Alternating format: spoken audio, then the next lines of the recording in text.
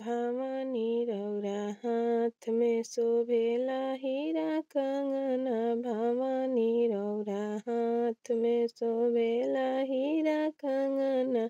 सोने सुराही गंगा जल पानी। मैया के पौआ पखारेम अपना अंगना। पखारेम अपना अंगना। भवानी रौरा हाथ में भेला हीरा कंगना। भवानी रौरा हाथ में शोभेला हीरा कंगना।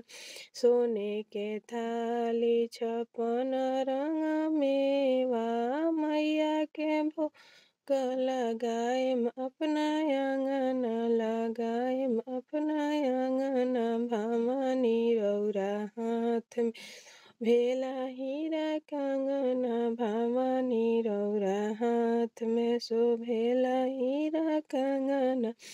कंचन थाली कपूर के बाती।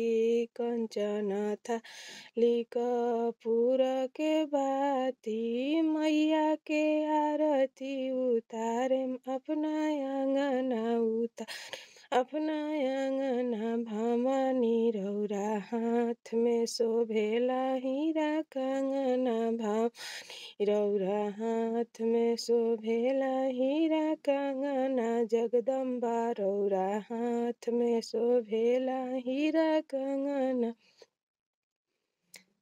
हमार गीत अच्छा लगी तो सब लाइक करी, सब्सक्राइब करी और कमेंट में बताई कैसन लागल हमार गीत। जय माता दी।